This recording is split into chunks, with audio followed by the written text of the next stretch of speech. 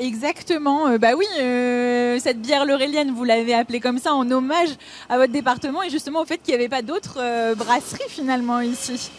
Ouais, Oui. Ouais, c'est ça. Et du coup, c'est vrai qu'à cette époque, on ne connaissait pas vraiment l'eurélienne. Ouais. C'était les bosserons, les percherons, mais le terme eurélienne n'était vraiment pas utilisé. Ouais. Beaucoup plus maintenant. C'est vrai, je l'ai dit, votre renommée. Et du coup, ça nous met la pression, sans vouloir faire de jeu de mots. Puisque, non, mais du coup, on est un peu ambassadeur de ce nom-là. Ouais.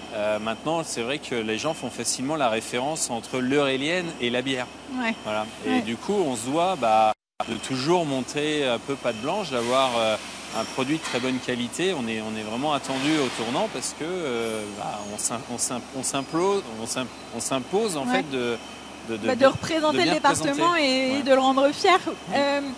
Du coup, déjà, je pense que ce qu'il y a autour de nous doit vous rendre très très fiers parce que c'est ça, cet immense bâtiment que vous avez construit en 2013, ces gros investissements dont vous nous parliez. Mais du coup, le résultat, il est là. Hein. Il y a ces immenses cuves autour de nous. Voilà, il y a quoi dans ces cuves? Il y a votre bière qui est en train de finir de... Le process de fabrication d'une bière, ça va être 8 à 10 semaines. Ouais. Voilà. Pour Donc, vous pour nous. Ouais. Voilà. Parce que vous avez choisi une méthode artisanale, enfin une méthode de travail artisanale. Vous voulez rester là-dessus. On travaille vraiment de la manière la plus traditionnelle possible avec les matières nobles. Voilà. On n'utilise que les matières premières essentielles à la fabrication du produit.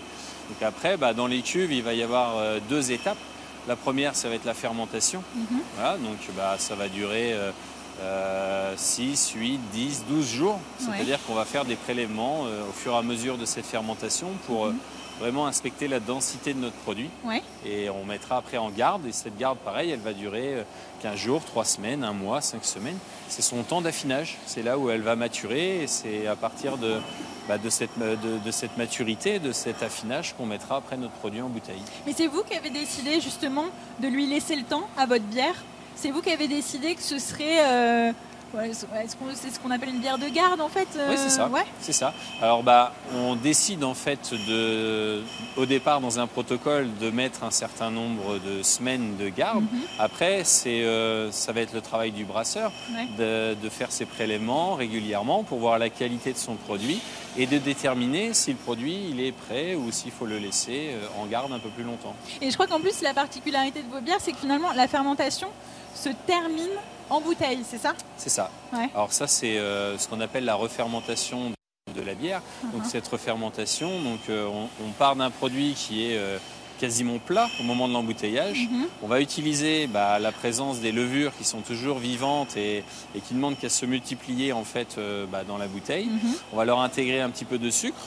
Et donc, par la température, donc par la refermentation, on va obtenir le gaz naturel du produit. D'accord. Et selon vous, est-ce que votre orge, en tout cas, est-ce que vos céréales, est-ce que c'est ça qui va donner la typicité de vos bières?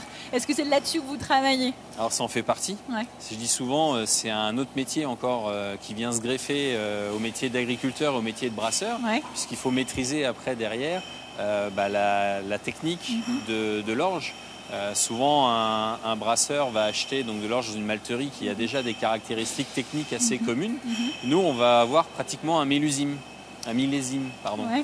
puisque du coup, c'est par rapport à ce millésime qu'il va falloir adapter notre recette. Voilà.